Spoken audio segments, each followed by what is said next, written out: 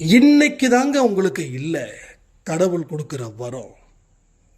ஆனால் நாளைக்கு இருக்குது. அது எந்த நாளில் அப்படின்றது கடவுளுடைய கணக்கு. உங்கள் பயணம் இன்னும் முடியல. உங்கள் போராட்டத்தை தயவு செய்து நிறுத்தாதீங்க. சிறு சிறு முயற்சிகள் மூலமாக நம்பிக்கையை ஏற்படுத்துவதற்கு நீங்கள் தயாராயிட்டீங்கன்னா கடவுள் தர வேண்டியதை சீக்கிரமாக தந்து உங்களை உயரத்தில் உட்கார வச்சு அழகு பார்ப்பார். யார் யாரெல்லாம் உங்களை கேவலமாக நினைச்சாங்களோ அவங்களுக்கு தகுந்த பதிலடியை உங்கள் வாழ்க்கையின் மூலமாக அவர் தருவார். அற்புதத்துக்கு சொந்தக்காரர் நமக்கு சொந்தக்காரராக இருக்கும்போது அந்த அற்புதத்தை அவர் செய்யாமல் போயிடுவாரா என்ன? எல்லா விஷயங்களும் இங்கே இருக்கு. இனி நடக்க வேண்டிய ஒரு விஷயத்தையும் பாருங்க. கண்டிப்பா உங்களுக்கு ஒரு வியப்பு அளிக்கக்கூடிய சம்பவங்கள் இனி உங்க வாழ்க்கையில வரும்.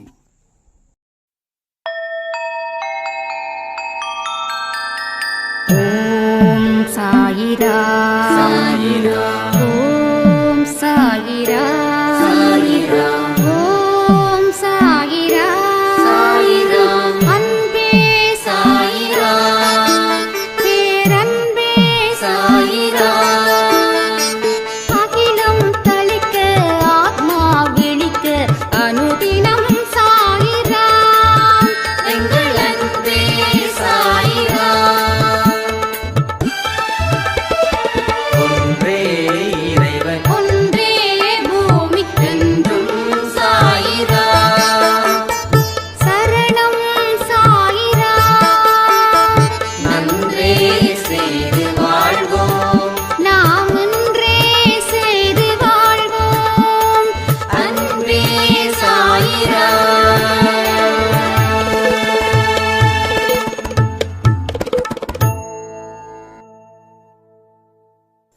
சைரா, என் உயிரின் உயிரானவர்களே, கொஞ்சம் பொறுமையாகவே இருங்க.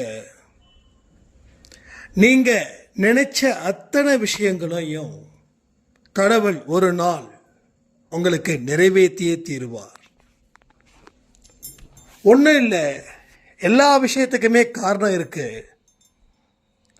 2020 இருந்து ஒரு சைராமுக்கு அடி மேல அடி, 0% நம்பிக்கை, 0% நம்பிக்கை. கிட்டத்தட்ட 5 வருஷமா மீண்டு வர முடியாது அப்படின்ற ஒரு நிலையில அவங்க இருந்தாங்க. கடவுள் மேல நம்பிக்கை இல்லை, மனுஷங்க மேல நம்பிக்கை இல்லை, உறவுகள் மேல நம்பிக்கை இல்லை, தன் மீதும் நம்பிக்கை இல்லை. ஆக மொத்தம் யார் மீதும் நம்பிக்கை அவங்களுக்கு இல்லை. ஆனாலும் வாழணும்னு முடிவு பண்றாங்க. எந்த இடத்துலையும் வாழ்க்கை அவங்களுக்கு கை கொடுக்கவே இல்லை. அவ்வளவு கஷ்டத்தையும் அவ்வளவு நஷ்டத்தையும் அனுபவிச்சு வாழ்க்கைய முடிக்கலாம் அப்படின்ற ஒரு தீர்மானத்தை வச்சு அவங்க எல்லா விஷயத்தையும் இழக்கிறாங்க ஒவ்வொன்றா. இப்போ தொடர்ந்து முன்னேற்றங்கள் இல்லை.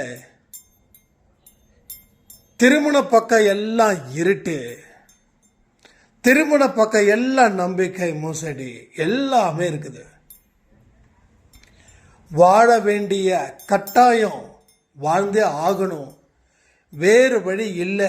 அந்த நிலையில அவங்க நம்ம அன்பே சாய் குடும்பத்துக்கு என்ட்ரி ஆகுறாங்க. என்ட்ரி ஆனவங்க 6 மாசம் அடிக்கடி ஆடியோ அனுப்பிக்கிட்டே இருப்பாங்க, அழுவாங்க, நாம பதில் கொடுப்போம், பதிவுகளையும் கேட்பாங்க, மறுபடியும் அன்பே சாயை விட்டு விலகுவாங்க, மறுபடியும் சேருவாங்க, மறுபடியும் விலகுனாங்க, மறுபடியும் சேர்ந்தாங்க. சேர்ந்ததுக்கு அப்புறம் இந்த நிமிஷம் வரைக்கும் விலகவே இல்லை. அதனால என்ன ஒரு விஷயம் நடந்துச்சு அப்படின்னா, மனசை முதல்ல தயார் செய்தாங்க, வழிய அதுக்கப்புறம் தயார் செய்தாங்க, அந்த வழியில பயணத்தை மேற்கொண்டாங்க. இன்னைக்கு வெற்றிகரமான ஒரு செய்தியோட வாழ்ந்துகிட்டு இருக்காங்க. கடவுள் அற்புதத்தை உடனே நிகழ்த்த மாட்டார். 2 நாளைக்கு முன்னாடி நான் ஒரு சாய்ராம் கிட்ட பேசும்போது, அவங்க எனக்கு ஃப்ரெண்டு. அப்போ அவங்க சொன்னாங்க, சந்தோஷ், வாழ்க்கையில் நீ எவ்வளோ கஷ்டப்பட்ட அப்படின்னு எனக்கு தெரியும். 2016, 17 எல்லாமே உன்னை நினச்சி நான் ரொம்ப ஃபீல் பண்ணேன். ஆனால் இன்னைக்கு இப்படிப்பட்ட ஒரு வாழ்க்கையை வாழும்போது உண்மையிலே சொல்கிறேன், ரொம்ப சந்தோஷமாக இருக்குது. மனசளவில் நான் ரொம்ப ஹாப்பியாக இன்னைக்கு இருக்கேன் அப்படின்னு சொல்லிட்டு கூடுதலாக ஒரு விஷயத்த சொன்னாங்க. அன்னைக்கு நீ கஷ்டப்பட்டன்னு சொன்னதுக்காக கடவுள் ஒரு வெற்றியை கொடுத்திருந்தாருன்னா இன்னைக்கு இந்த இடத்துக்கு வந்திருக்க முடியாது. அன்னைக்கு நான் என்ன செஞ்சேன், ஒரு லோன் வாங்கி வியாபாரம் ஆரம்பித்தேன். இது 2016 சொல்கிறேன். ஆனால் அந்த வியாபாரம் போகல. கடையில் இருக்கக்கூடிய அத்தனை திங்ஸையும் வெளியில் தூக்கி வச்சுட்டாங்க. வாடகை கொடுக்கல, அட்வான்ஸ் கழிஞ்சிடுச்சு. வெளியில் தூக்கி வச்சு கடையோட நம்ம பூட்டை உடைச்சி உள்ளுக்குள்ளே இருக்க திங்ஸை வெளியில் எடுத்து மறுபடியும் அவங்க பூட்டை எடுத்து போட்டுட்டாங்க. பக்கத்தில் இருக்கக்கூடிய கடைக்காரங்களாம் சொன்னாங்க, நீங்கள் போலீஸில் கம்ப்ளைண்ட் பண்ணுங்க, உங்களுடைய பூட்டை இவங்க உடைச்சி உள்ளே இருக்கக்கூடிய கேஷையும் லேப்டாப்பையும் எடுத்துட்டாங்கன்னு சொல்லி கம்ப்ளைண்ட் பண்ணுங்க அப்படின்னு சொன்னாங்க. நாம் அந்த இடத்த எதுவும் செய்யலை. அன்னைக்கு பொறுமையோடு இருந்தோம். கடவுளே, இதை நீ பார்த்துக்கிட்டு தான் இருக்க, பார்க்காம இல்லை. ஆனால் பார்த்துட்டும் நீ சும்மா இருக்கன்னா அதில் ஏதாவது ரகசியமோ அதிசயமோ இருக்கும். அதனால் நான் அந்த வெளியில் கடந்த பொருளை ஒரு மினிடோர் எடுத்துகிட்டு வந்து அதை கொண்டு போய் வீட்டில் கொண்டு போய் வச்சுட்டேன். இப்பயும் அந்த பொருள் இருக்குது. அப்போது அன்னைக்கு அந்த வெற்றியை கடவுள் கொடுத்துருந்தாருன்னா, லோனெல்லாம் வாங்கி வியாபாரம் பண்ணுறான், ஓகே, இவனுக்கு வெற்றி கொடி காட்டிடலாம் அப்படின்னு வெற்றி கொடி காட்டி இருந்தால் இன்னைக்கு அதே ஊரில் ஏதோ ஒரு அளவுல வாழ்ந்திருப்பேன். ஆனால் அங்கே வெற்றி கொடி காட்டல, அங்கே சிகப்பு கொடி தான் பறந்துச்சு, கருப்பு கொடி தான் பறந்துச்சு. அப்போ இன்னும் நமக்கு அதிகரிச்சது பிரச்சனை, இன்னும் அதிகரிச்சது துரோகம். எல்லாமே ட்ரிபிளா நடக்குது, டபுளா இல்லை, ட்ரிபிளா இல்லை, அதுக்கு மேலே கூட நடக்குது. இது இப்படி தொடர்ந்து நடக்க நடக்க நடக்க என்ன ஆகுது, அந்த ஊரில் வாழ முடியாத அளவுக்கு போயிடுச்சு. வேற ஒரு ஊருக்கு வந்து 6 மாதம் கஷ்டப்பட்டு இன்னைக்கு நமக்குன்னு ஒரு இடத்த சாய்ப்பா கொடுத்துருக்காருன்னா, அவர் ஒரு விஷயத்தை உடனே கொடுக்க விருப்பம் இல்லைன்னா அவர் இன்னும் கொஞ்ச நாள் கழித்து கொடுக்க போகிறாருன்னு அர்த்தம். அன்னைக்கு 10 ரூபா கொடுத்துருப்பாரு, ஆனால் இன்னைக்கு எவ்வளோ தெரியுமா கொடுத்தாரு, 1000 ரூபாய் கொடுக்குறாரு. அப்போ அந்த 10 ரூபா அது வழக்கம் போல ஒரு விஷயமா போயிருக்கும். அப்போ இன்னைக்கு 1000 ரூபாய் கொடுக்குறாருன்னா அது எத்தனை 10 ரூபா சேர்ந்தது, ஒரு 1000 ரூபான்றதை யோசிச்சு பாருங்க. அந்த நிலைமையில தான் கடவுள் நமக்கு எல்லாருக்கும் அதே ஃபார்முலா அப்ளை பண்ணி தான் எங்க தரார். அதே ஃபார்முலா, அதில் எந்த சந்தேகமும் இல்லை, இல்லை, இல்லவே இல்லை. ஸோ இதை நீங்கள் நல்லா தெளிவாக புரிஞ்சுக்கோங்க. எந்த அளவுக்கு பொறுமையாக இருக்கோமோ அந்த அளவுக்கு ஆசீர்வாதமும் அதிகமாக இருக்கும். அப்போ அந்த அம்மா சொன்ன ஒரு விஷயம் என் வாழ்க்கையை அப்படியே நினைச்சு பார்க்க வச்சது. அப்போ கண்ணுக்கு எட்டுன தூரம் வரைக்கும் இருட்டு, ஒரு இடத்துல கூட வெளிச்சம் இல்லை. அந்த இடத்துல நமக்கு என்ன நம்பிக்கை வந்திருக்கும்? ஏதாவது நம்பிக்கை வந்திருக்கும். ஸோ எந்த ஒரு நம்பிக்கையும் அந்த இடத்துல வந்திருக்காது. அப்போ எல்லா கஷ்டமும் எல்லா துரதிர்ஷ்டங்களும் அந்த இடத்துக்குள்ளேயே தானே இருக்கும். அப்போ நம்பிக்கையை ஏற்படுத்துகிற மாதிரி நாம சில செயல்களை செய்யும்போது அது வெளிச்சத்துக்கு ஒரு வழியா உங்களுக்கு மனதில் நல்ல ஒரு எண்ணங்களை அது உருவாக்கும், அது ஏற்படுத்தும். துணிந்தவனுக்கு வாழ்க்கையை ஈஸியா வெல்லலாம், திக்கற்றவருக்கு தெய்வமே துணை. இந்த 2 வார்த்தைகள் உங்க வாழ்க்கையையே மாற்றும். துணிவே துணைன்னு சொல்லுவாங்க, கரெக்டா? திக்கற்றவருக்கு தெய்வமே துணை. துணிஞ்சிடு, தெய்வம் நிக்குது. தெய்வம் நிக்குது. தெய்வம் உன்னை ஆதரிக்கும், அரவணைக்கும், உன்னை வாழ்த்தும். நீ செல்லும் பாதையில் அத்தனை இடத்துலையும் மங்கலான வெளிச்சத்தை காண்பிக்கும். அந்த வழியில் நீ டிராவல் பண்ணு, ஒரு பிரம்மாண்டமான வெளிச்சத்தை நீ காண்பாய். பிரம்மாண்டமான வெளிச்சம், மங்கலான வெளிச்சம் இல்லை, பிரம்மாண்டமான வெளிச்சம். அப்போ சின்ன வெற்றி இல்லை. உனக்கு யார் சொன்னா சின்ன வெற்றி? பெரிய வெற்றி காத்திருக்குது. பெரிய வெற்றி உன்னை நோக்கி வருது. ஆனா நீ முன்னேறுவதற்கு உண்டான வழிகளை மட்டும் பாரு, பின்னாடி தங்கிடாத. கண்கள் உனக்கு முன்னாடி இருக்கே தவிர பின்னாடி இல்லை. பின்னாடி திரும்பி பார்க்காத. பின்னாடி திரும்பி பார்த்தா கசப்பு தான் ஜாஸ்தியா இருக்கு. முன்னாடி திரும்பி பாரு. பாலைவனம் பாலைவனம் சோலைவனமா மாறுவதை காண்பாய். கடவுளுடைய வார்த்தைகள், கடவுளோட மொழிகள், கடவுளுடைய வழிகளை ஃபாலோ பண்ணும்போது ஆரம்பத்தில் கொஞ்சம் கஷ்டம்தான். ஏன்னா நமக்கு பிடிச்சதையெல்லாம் விடணும், ரொம்ப கஷ்டம். இதெல்லாம் விடணும்னா நமக்கு அதெல்லாம் ரொம்ப பிடிச்சிருக்கும். ஒரு உடம்பு சரியில்லை, ஹாஸ்பிட்டல் போகிறோம், எல்லா செக்கப்பும் பண்ணுறாங்க. உடனே டாக்டர் சொல்கிறாரு, உப்பு, புளி, காரம், ஸ்வீட்டு எல்லாத்தையும் 90% விடணும் அப்படின்றாரு. இதுக்கப்புறம் சாப்பிட்டா என்ன, சாப்பிடாட்டி என்ன? புரியுதா? அப்போ நமக்கு அது ரொம்ப பிடிக்கும். ஸ்வீட் நமக்கு ரொம்ப பிடிக்கும், வேண்டான்னு சொல்கிறாரு. காரம் ரொம்ப பிடிக்கும், வேண்டான்னு சொல்கிறாரு. புளிப்பு ரொம்ப பிடிக்கும், வேண்டான்னு சொல்கிறாரு. அப்போ இதெல்லாம் தியாகம் பண்ணாதான் நீ வாழ முடியுன்ற கண்டிஷனுக்கு பாடி வந்துருச்சு. நீ வாழணும் ஆசைப்பட்டா அதை விட்டுடு.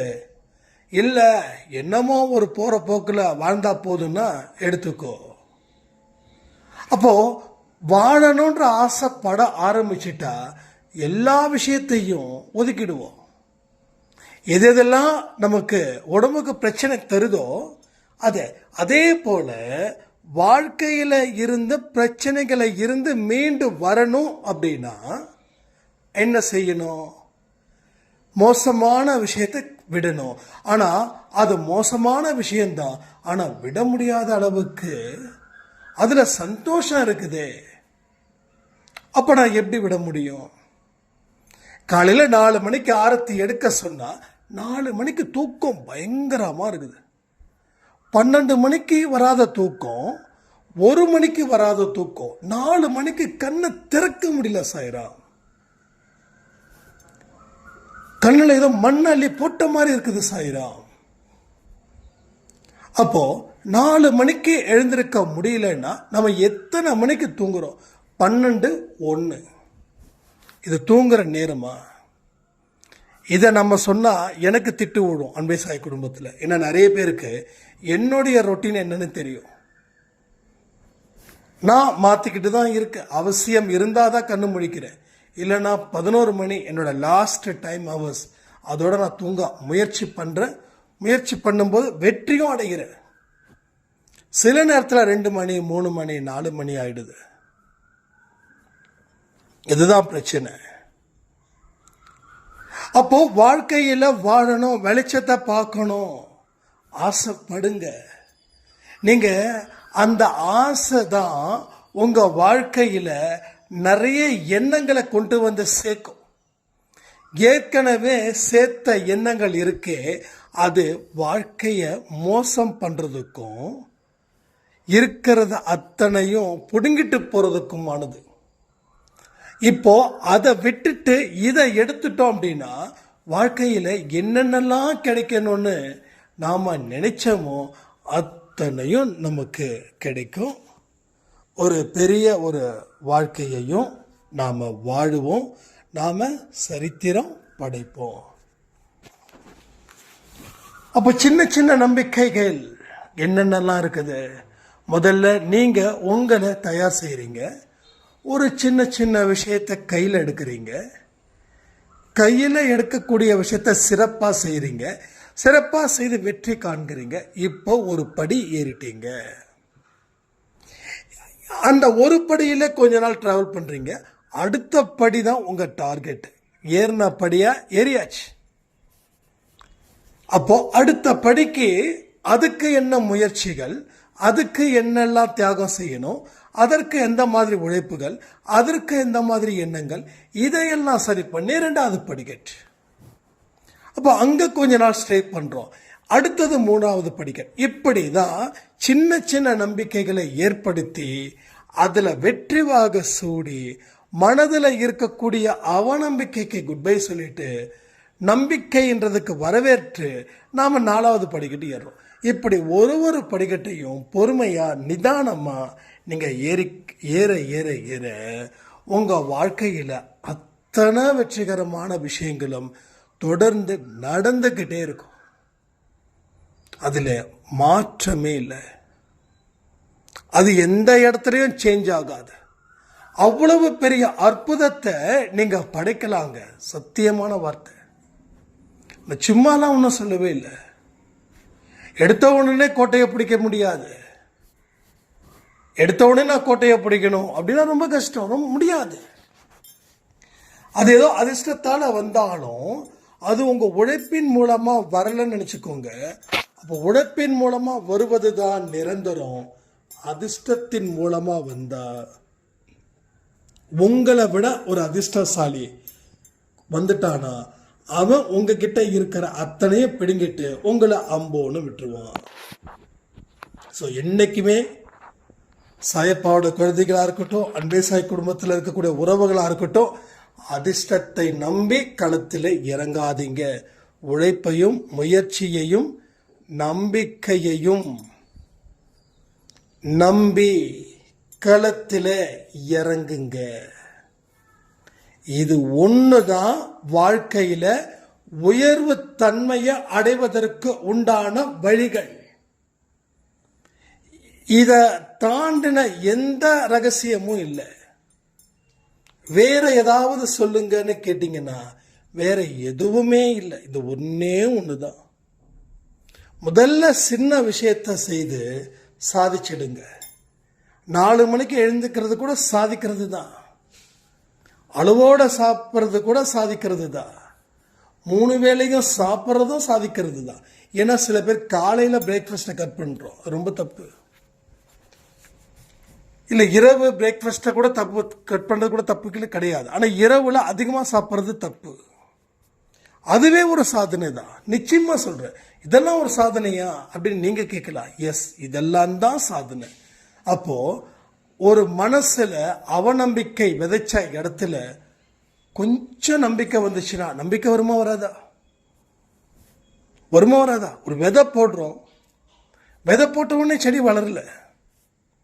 எனக்கு இந்த மிளகா செடி ரொம்ப பிடிக்கும்.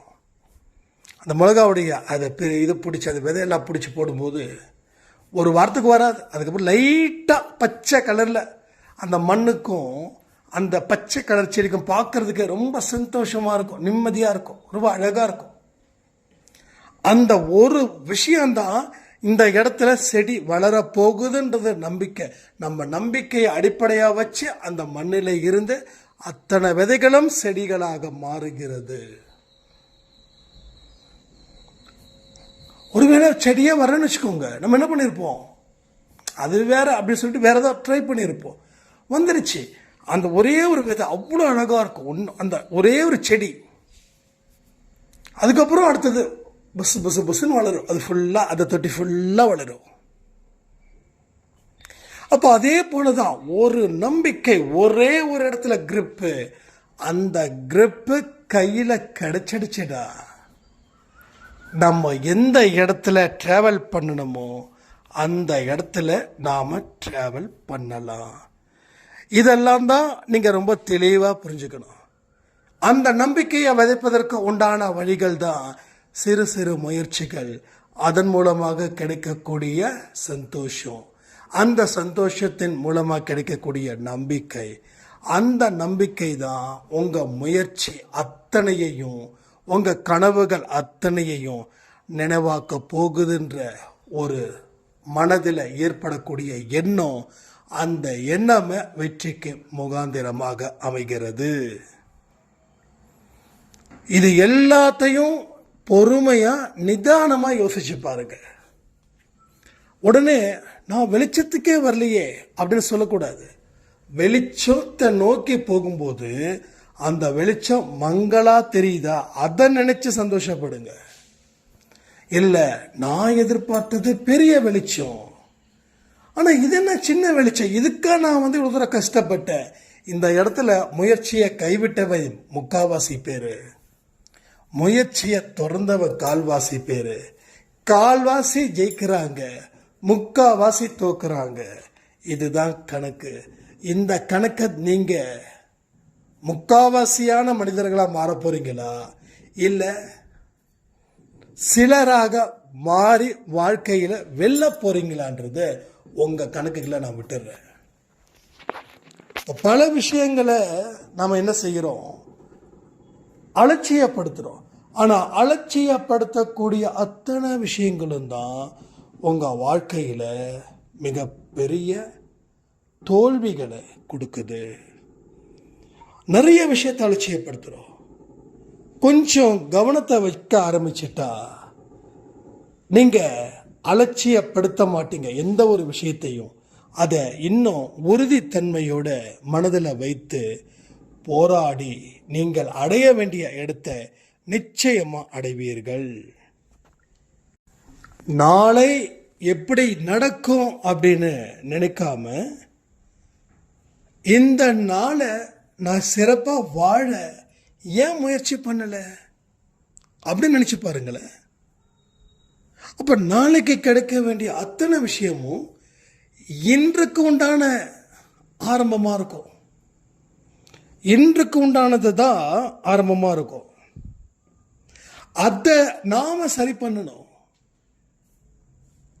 நாளை என்பது ஒவ்வொரு மனுஷனோட வாழ்க்கையிலையும் முக்கியம்.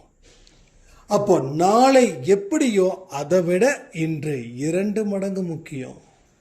அப்ப இந்த நாளில் நீ என்ன செஞ்ச, இந்த நாளில் நீ என்ன சாதிச்ச, இந்த இரவு பொழுது தூங்குறதுக்கு முன்னாடி ஒரு கணம் யோசிக்கும் போது நான் இன்று என்ன செஞ்சேன், நான் இன்று எதை அடிப்படையா வச்சு வாழ்ந்த, இன்னைக்கு என் வாழ்க்கையில நம்பிக்கை ஏற்பட்டுச்சா, நான் சந்தோஷமா இருந்தனா, என்ன நான் காயப்படுத்தினா, இல்லை என்ன நான் ஊக்கப்படுத்திக்கிட்டேனா.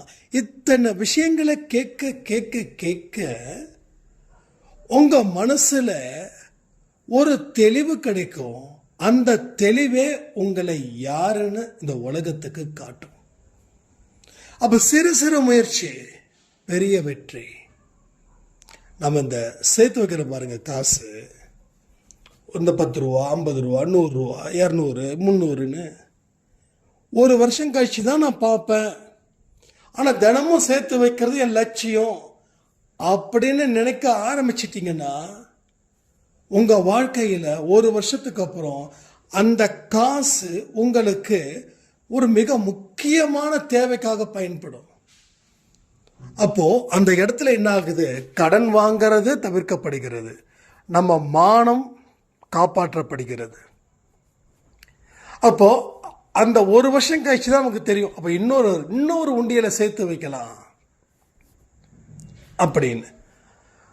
அப்போ அது எப்படி கண்ணுக்கு முன்னாடி உங்களுக்கு ஒரு பெரிய ஒரு வருமானமா அது கிடைக்குதோ, அது சேர்த்து வச்சது தான், சிக்கனம் பண்ணது தான், ஆனால் அது இப்போ வருமானமா மாறுது.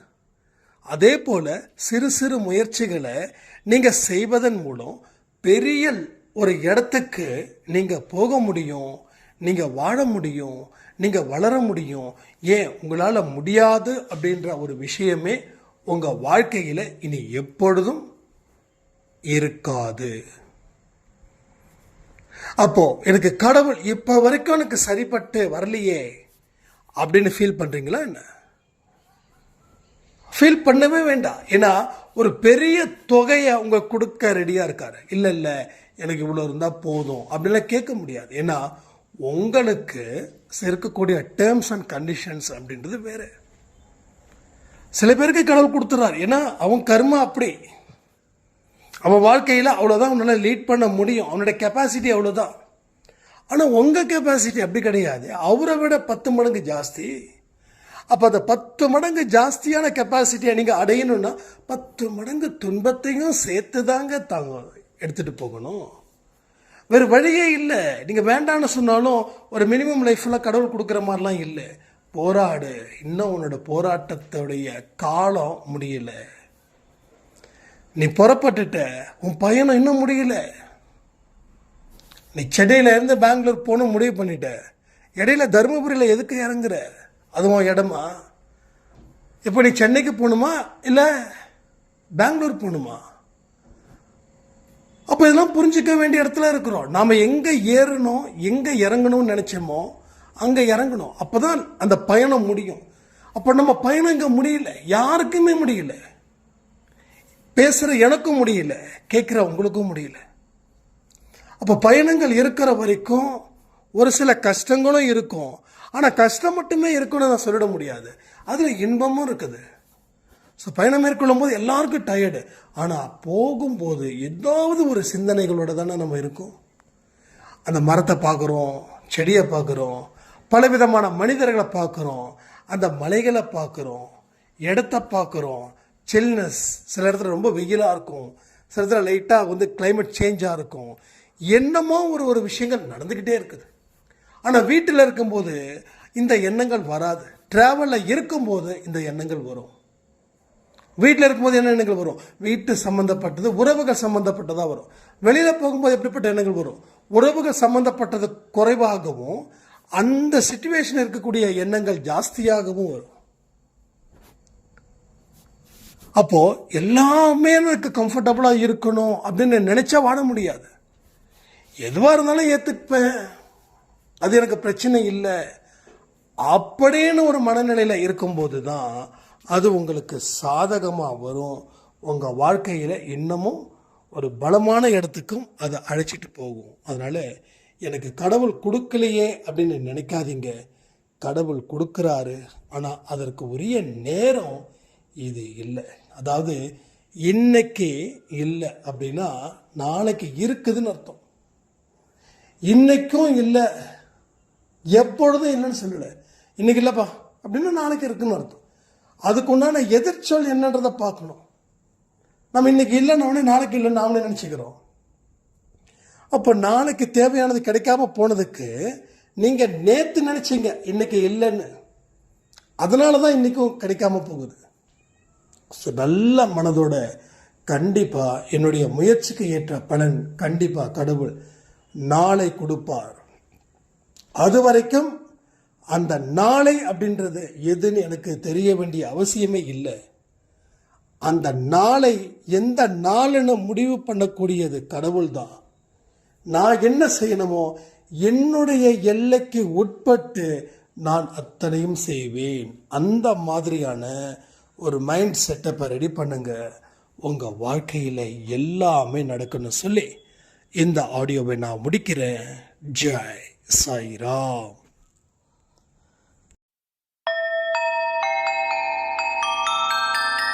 ஓம் சாயிரா சாயிரா